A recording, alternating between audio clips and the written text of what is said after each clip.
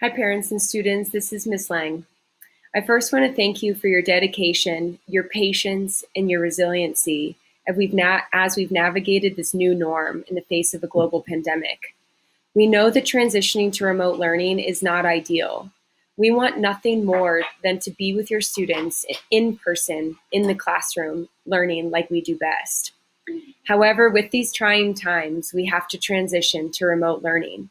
And we want to make sure that we are all prepared and we are equipped with all the resources needed to be successful during this time. We've updated our 8B Pod website to make sure that parents as well as students have all the information needed.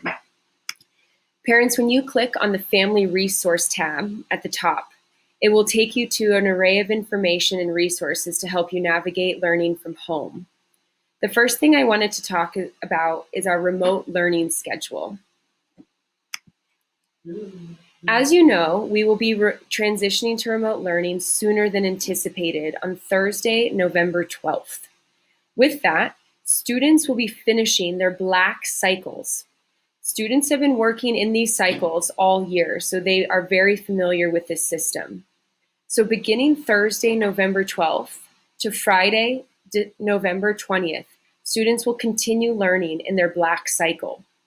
When you are on Thanksgiving break, there is no expectation for schoolwork and production. Please enjoy your family, rest and relax, and stay off the computer. But when you come back on Monday, November 30th, through Wednesday, December 9th, students, please notice this schedule change. You will transition to your orange weeks. And then again, December 10th through December 18th is where you will finish with your Black cycle. The same expectation stands for Christmas break, that there is no work, enjoy your families, rest, and relax. But when you guys come back on Tuesday, January 5th, please notice that there will be no work posted on Monday, January 4th, because it is a staff work day. It is a professional development day. This is where you will get the last 4 days of the orange cycle on Tuesday, January 5th to Friday, January 8th. And fingers crossed, we are all back in person on Monday, January 11th. So since we kind of understand the schedule, let's kind of break it down into a daily block schedule. Students have seen this calendar very much. They look at it almost every day to make sure we never miss their mass breaks. So if it's possible, we're trying to encourage families to mimic home learning the same way that they do at school. So if students can do this, they're working on their electives from 8:50 to 9:44. They would then transition to their Core 1 class, whether it's Orange or Black Week, from 9:47 to 11:35. We expect that you take a break and you take a lunch break, even if you take a computer break, not necessarily a mass break, but then you still report to FIT. There is still an expectation of iReady math intervention, and we'll talk about that more in a second. But then again, at Core 2, we would hope that students would start that at 1:30 to about 3:15. We understand that this daily schedule will not work for everyone, but if we can mimic our school learning with home, we think that will ease into a greater transition and students will be more successful. So then, going into the nitty-gritty of some of these remote learning expectations, let me pull this up for you. Currently, when students are in their orange and their Black weeks, they are only focusing on 2 core classes for those 2-week cycles. So when the students are in their Black weeks and when they are in their orange weeks, we want to maintain the same expectation at school than they are at home. We will still have 90-minute lessons, okay? But we're only expecting 60 minutes, 1 hour of independent practice.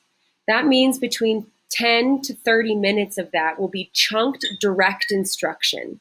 Let me show you what I mean by that. When students log on to their Google Classroom, they're very familiar with this process. They will need to go through this chronologically like they do in class. They're due now, and this direct instruction. The direct instruction will be chunked videos, whether it comes from YouTube or it's a video of a teacher directly teaching the content. Please, students, do not miss out on the direct instruction. This is where you will get the information. And then there will be 60 minutes of independent practice for you. It could be a Google Doc. It could be a Google form. We are going to try and keep all of your independent practice using Google Suites, which is similar to what we've done throughout in-person learning, so nothing is changing there. Another thing, we have organized our Google Classroom based on weeks and lessons. Teachers will continue to post lessons every single day. 5 lessons, 5 to 7 lessons for each class, okay, for each of those 2-week cycles.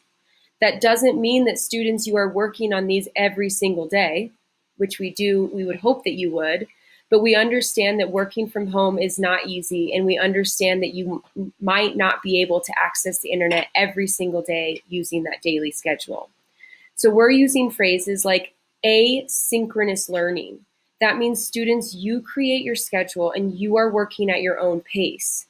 Yet teachers will continue to post their lessons just like we did in school to make that transition that much easier. We call that synchronous teaching. So synchronous teaching doesn't change. Week 1, lesson 2, week 1, lesson 1. But asynchronous learning, you learn, you complete your work at your own pace. So going back to this schedule, not that one, this one. Again, 90 minutes per core class. That includes the direct instruction with 60 minutes of independent practice. Grading. This has been a point of contention in our district. So grades will be posted on Google Classroom and PowerSchool. We understand that it's easier for parents and students to access grades on PowerSchool, so we want to offer that for you guys. Check both, okay? Each week, there will be a PowerSchool grade where it's a cumulative. It's an average grade from all of your Google. Some teachers find it easier to put every assignment into PowerSchool, so keep that resource available as well, okay? Here we go. You heard me say earlier that in December, we are going to do these Illuminate interim assessments. Students know this process. We will post a link on our Google Classroom, and I'm going to show you. Let's go back to the website. Please take some time to watch this video, students and parents. This is talking about administering the assessments, whether they're interim Illuminates or they're the iReady math assessments. Parents, please do not help your child on these assessments. These are our measures of growth. We need to maintain this high rigorous instruction, and using that, we need to show growth. And we need to know truly what students know so that we can provide targeted intervention as needed, okay? So please refer back to the website for any family resources. Last, but certainly not least, you'll notice in the upper right-hand corner that all 4 of your child's teachers have, we'll go to mine, their own link. This is where you will get links to their Google Classrooms. Parents, you can access their Google Classrooms directly from our website. But students, please make sure that you maintain open communication with parents and teachers, either through the website or through Google Classroom. Okay, we have resources. I have our textbook that is linked on here. Same thing for Miss Rhea, Miss Cox, and Mr. Olson. All of the resources you will need to be successful throughout this online learning is on this website. I think that's all. And if you have any questions, please know that we are going to be available as much as possible. Ooh, I forgot something. One thing, all students will be meeting with me, Miss Lang, once a week to do just like a fit social emotional check-in. How are we doing? I will be responsible for meeting with all of the students on pod. So that means, students, I will be posting a Google Meet link on all of your Google Classroom pages for the time that we will be able to meet. This will be a time for us to circle up. This will be a time for us just to check in and see each other's faces, okay? So that was a lot of information. Just know that we are always here and we are available. And please utilize this website to find any information and resources, especially the calendar as to when you will be working for which class. I miss you already.